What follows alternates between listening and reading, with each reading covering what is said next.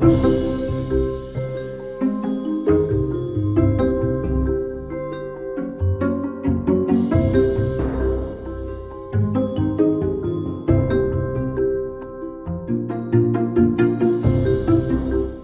everybody, welcome to the Lunch and Learn for FCI today. I put forth Gwen to do this presentation because over the past 12 months or so, she has been undertaking some additional certifications in gamification, and she's going to address a lot of the misconceptions around gamification today, but she's just truly so endlessly passionate about this topic and creating engaging, meaningful experiences for students. She's on our instructional design team and she's really just become an expert in this area. So I don't want to steal any of her thunder or her points. But that's some context for today and why we put her forward to give this presentation. And I hope that you all get a lot out of this. So take it away, Gwen.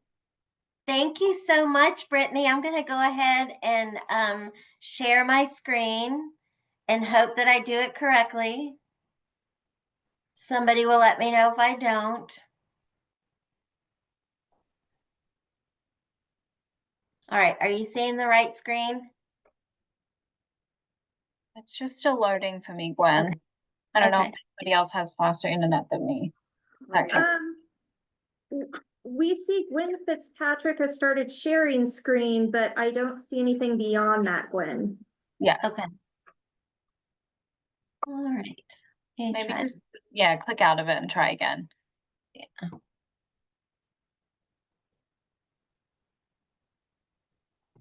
Try this again.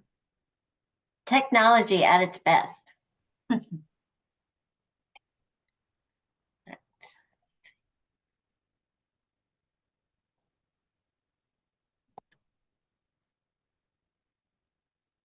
While Gwen's getting that loaded, in the chat, can any of you share if anyone has tried gamification, or maybe if you would consider yourself never tried it, novice, or you've tried a couple of things? Maybe give us an idea of where you are on the spectrum of integrating or interest in gamification. We see it, Gwen. Okay, all right, awesome. we see it. Good job. Here we go. Yay, thank you so much. So welcome everybody, and I'm super excited to be here. I'm excited that Brittany asked me. As she said, I have really undertaken some learning for this gamification. So over the last year or so, I became interested in gamification and just wondered if it could really change online learning as we know it. So I decided to get some training and was immediately intrigued by what I saw. Now I know we're all really busy and you don't need one more thing. I get it. I was a middle school teacher for 30 years, so I definitely get it. However, I think after today's presentation, you will see, you might change your mind. And it's my hope that I can change your mind and you will try at least one of these simple ideas that I share with you today. So here are our session goals. So you're going to learn exactly what gamification is, because I think there's some misconceptions out there, and then how to effectively design with a gamified element, and then hopefully be able to use one gamified element in one of your courses. So during the session today, I'm going to show you 3 strategies that you can simply and quickly incorporate into your course. I'm going to show you tips and tricks, which will include before and after slides. After these 3 easy strategies, I'm going to show you some creations that are possible, but do take a bit more work. But that's what I'm here for. I'm here to help you make those gamified things come to life. So what exactly is gamification? This is a way to make learning more engaging. I mean, let's face it, our learners spend a lot of time, as probably we do as well, in front of a screen, whether it's on a phone or a computer. Therefore, we can't do things the way we've always done them. and we need to revise our presentations that will catch, so that they'll catch their attention and keep our learners engaged. This is a great way to do it without much extra work. So gamification is not just a game. Many times, especially with adults, points and badges don't mean very much to many of us. However, I believe everyone likes to have fun, and we all have a bit of a competitive side. I mean, how many of us have games that we play on our phones? I know I do. That is to say that this is not just for kids, and it doesn't have to be complicated. As we go through this, if you guys have questions, go ahead and put them in the chat. My digital learning team teammates are going to help with the questions, and then I can answer questions at the end of the presentation as well. So I know as educators, we all like data, and there's a lot of research out there that proves gamification is an effective tool. I have linked some of the resources that you can check out. For example, the fun theory says that incorporating playful and enjoyable elements into learning activities can significantly increase our learners' engagement, motivation, and knowledge retention. It is not just for children.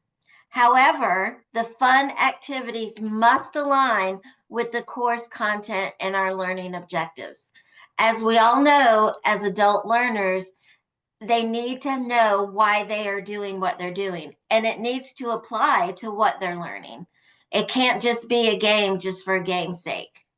By using gamification or gamified elements, we can increase engagement and heighten motivation, which both increase the success of our park students, which is what we all want.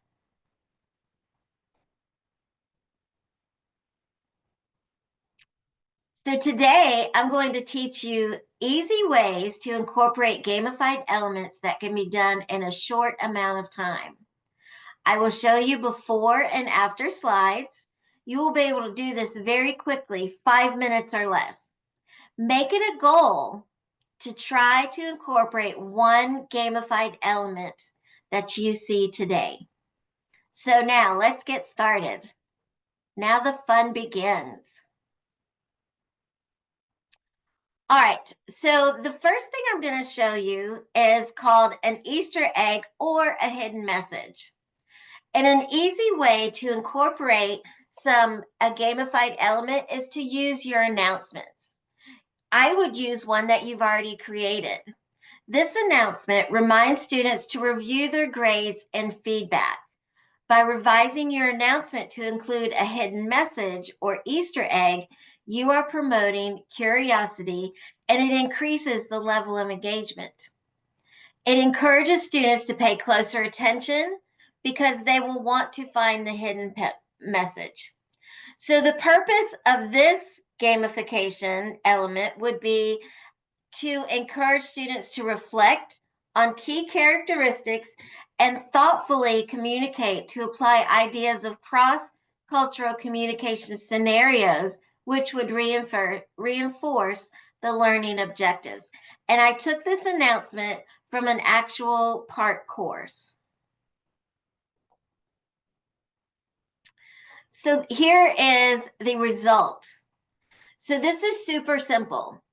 I actually copied and pasted the announcement and put it into ChatGPT. As you see going through this, I use ChatGPT. It's like, I think of it as like my assistant. I asked ChatGPT to revise the current announcement and to include a hidden message. It also gives you the hidden message. If you don't like this, just ask them to revise it, or if they have any other ideas. I have found that with ChatGPT, the more clarifying questions that you ask, the better the options come from ChatGPT, because it's almost like you're getting to know one another. And this example took me about 2 minutes. So don't be afraid to use ChatGPT. So sorry. Remember, you don't have to use what it gives you, and it is good to continue to ask clarifying questions. You could even give Chat GPT the hidden message that you want to hide, and they would create the announcement with that. Remember, my motto is work smarter, not harder.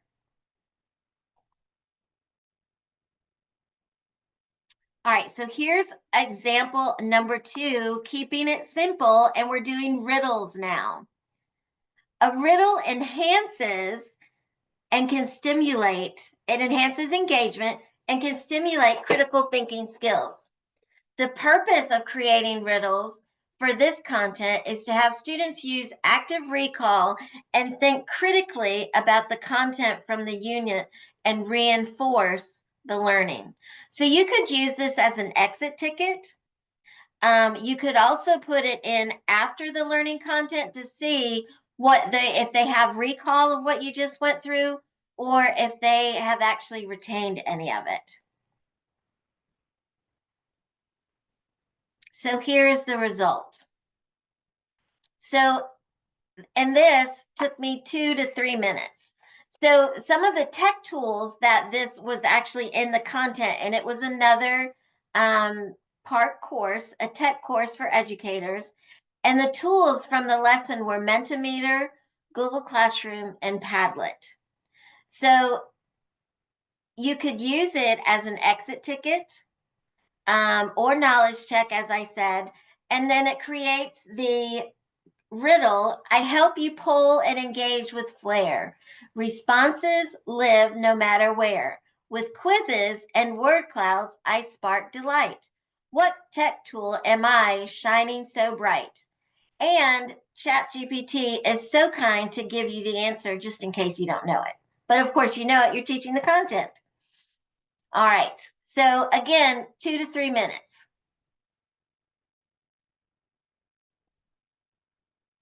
All right, so here's my third way. And this is creating a scavenger hunt. Now, this is going to take more time. It is, but I did this in about 15 minutes. So what is a scavenger hunt? This is where students search for specific information or complete tasks through digital resources like websites, documents, or online platforms like Canvas. Do you have information in your course details that students often miss or that you want to highlight? Or you may want to make sure they know how to navigate Canvas. I see that especially for freshmen. This is a good way to do that. The purpose here is to encourage students to pay close attention to details of your course and to ensure that they don't skip over any essential information.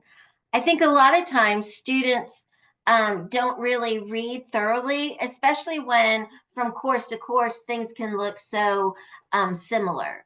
They think they already know what is expected.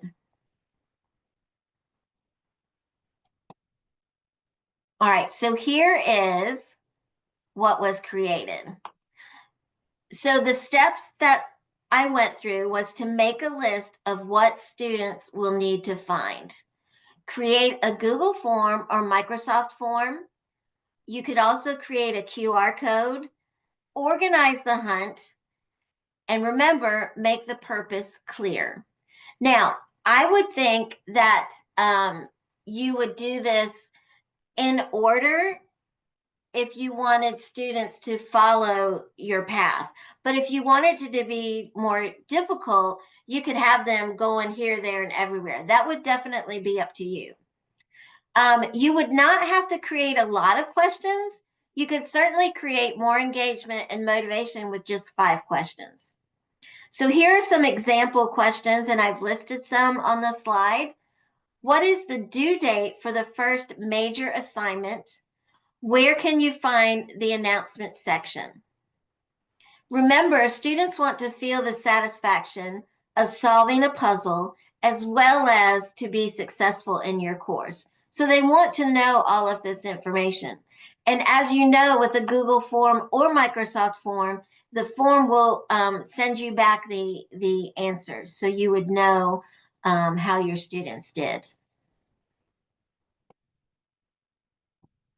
All right, so here's some do's and don'ts when you start to design.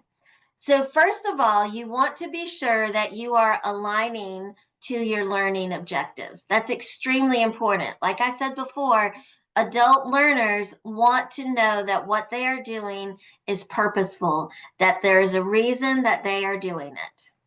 You want to be able to ensure that you create clear, concise instructions. Make sure that you're having fun and that you are allowing your students to have fun.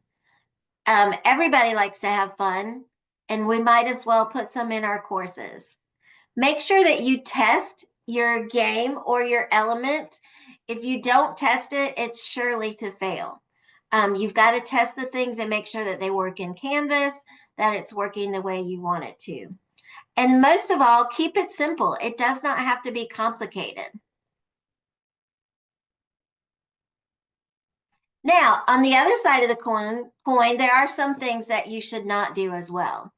First and foremost, you cannot skip the plan. It's just like teaching. We can't skip the plans. We have to go into that classroom or go create that online course knowing what we want the result to be, or knowing what we want students to learn. So you can't skip that plan. It's very important. Don't create a game just for the sake of having a game and saying, oh, I've gamified my course. That's not going to work. It's got to be purposeful. We know that adult learners want things to connect and to know what the purpose is. So whatever it is, it must be purposeful, and students need to know what the purpose is. Also remember, there should always be learning going on. It can't just be a game. There's got to be an educational purpose. And also, you don't need to focus on the rewards. There's no need to do that. The reward is simply the increased engagement and motivation that you have in your online course. All right, so here are some things that have actually been created in some PARC courses. First of all, I have to thank Dr. April Adams and Dr. Brant Wynn, who have allowed me to create some gamified learning in their courses that are actually being used. This first example is in Dr. Adams' course, ED 351, Strategies for Higher Order Thinking. So this is actually a create your own adventure game. And Sir Learn a Lot is on a mission to navigate the learning pit and discover the treasure of understanding. It's actually done in PowerPoint, and they have links that they answer a question and they can pick this way or that way. And then it takes them to another slide and ending to see if they have gotten out of the learning pit.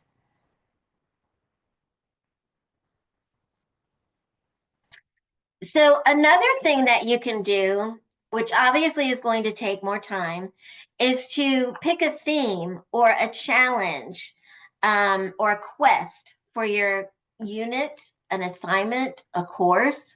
So pick a theme to go along with your course content. It could be for one assignment or the entire course, as I said. So here's some ideas that I came up with.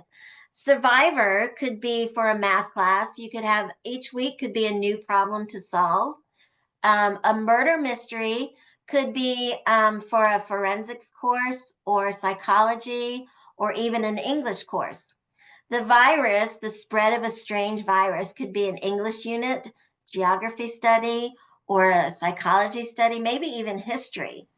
Pirate's Treasure or a treasure island could be geography, ocean, life, or history. So this screenshot that you're seeing is actually a page from an escape room that I created for Dr. Wynn's course, EDU 352, Building an Effective and Equitable Learning Environment. They actually had to go through and decide what was good in designing a classroom for people that are on their way to be becoming teachers. So here is the survivor idea. So this could change at a discussion board. This would be great for building community or teamwork, developing communication skills, and promoting critical thinking, not to mention an adventure that students are bound to enjoy. So you would put students in a team and you would create the story that they're stranded on an island. They must solve a problem to leave the island. And then they would work together to solve that problem. And in the discussion, there would be talking or analyzing back and forth between the teams. This, I think, would be good for a math class, especially, or just a regular discussion.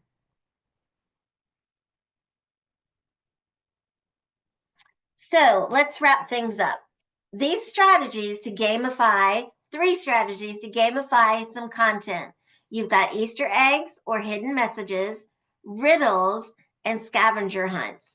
Easter eggs and riddles are going to take you 2 to 3 minutes. Scavenger hunt is probably going to take you 15 minutes. And I would think use ChatGPT. It can be your friend, and you don't have to use what it spits out to you. All right, so what's next? Where will you try this, and which element do you think you'll want to use? Do you want to level things up? Do you want to really go for it? Let's collaborate. I would love to work with any of you. I am with the College of Education, but I am game to work with anybody. Please don't hesitate to reach out to me. I am simply an email away, and I would love to start the collaboration. Thank you so much for attending, and we've got some time for questions if you guys have any questions. Yeah, Gwen, Dan asked if you could talk a little bit more on how gamification could be used in online classes, in particular in the discussion threads. And is there a how to reference to set up gamification? A reference to how to set it up? I'm assuming Dan's talking about like how, like, is there a go-to sheet or something that he could refer to incorporate gamification in his discussion threads? I could probably create one, or I'd be happy to get on a Zoom with you and we can talk through things. That would probably be the best way to do that. And I think with a discussion, you could do a survivor type of activity. The other thing that I've done is I've tried to change the discussion boards, that initial discussion in courses, and I try to link it to your content, and it may be talk about your tech experience, or you could just, it would be like creating a story, and then the students would engage back and forth. Does that help at all? He's Yes. nodding. Yeah, Oh, okay. thanks, Gwen. Yeah, absolutely. I guess you'll provide your email in a little bit. You Yeah. said you could you just tell us or put it in the chat? Yeah, I can put it in the chat. Absolutely. Okay, thank you. Yeah, absolutely. Gwen, what are your thoughts on offering low-value extra credit opportunities within gamification? Erica is so curious. I think it's a great way to add extra credit, especially when you're just starting to use it. And I think that because that's what Dr. Wynn is doing in his course when the students actually go through the escape room, because there's like 4 rooms that they go through, and he's actually giving them some extra credit if they complete that. Yeah, I think a key point with that is exactly what Gwen was saying, was to make sure it's purposeful. So with every game, every riddle, everything that you're putting out there, there's a learning outcome that is coming, or a community outcome that's coming from that. So I don't see really any issue with rewarding the learning, just like you would with any other learning activity. Yeah, that's my 2 cents on that. And I think that it's something that you just try and you see, because it's something that, just like education and teaching, there's always a revision. There's something, students are not getting something. Well, let's try something else. And I just think that the level of engagement and curiosity, if nothing else, goes up so much. I think you have a win-win situation.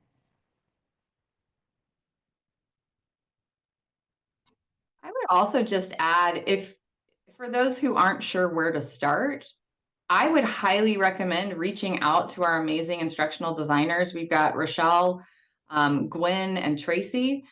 And so, for example, I had an idea for my class of I needed to replace one of our big projects or assignments, and I knew kind of what I wanted to do, but I wasn't sure how to do it. So I reached out to Gwen because I said, well, I want to make like this future-based scenario that they have to solve in teams, and I want them to have news reports from the future about this complex issue. So can we create that?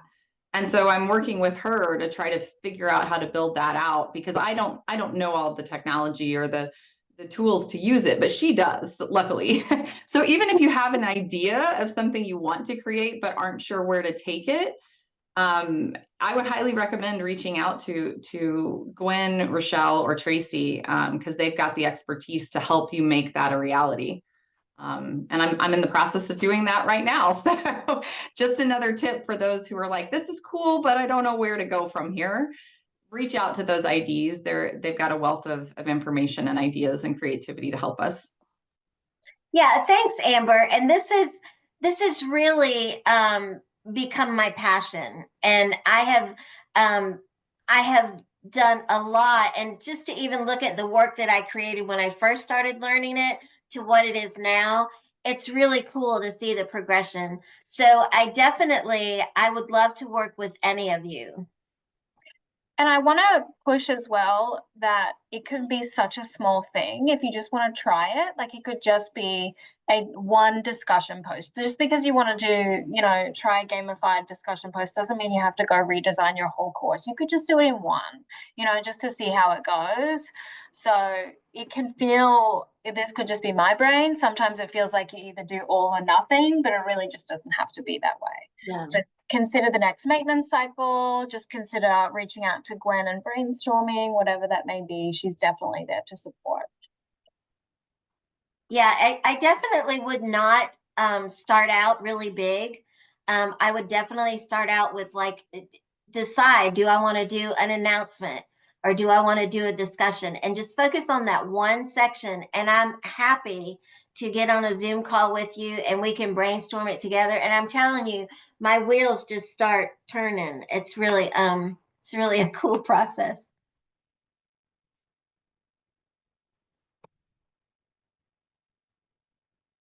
I see Tracy. Any other questions? Yeah, Tracy has encouraged everyone to share any, inspiration they got from the presentation in the chat. Otherwise, Gwen, thank you so much for putting so much work into this presentation and agreeing to hop on today, and for the FCI team for having this platform even to share our knowledge. Yeah, thank you. It's been my pleasure for sure.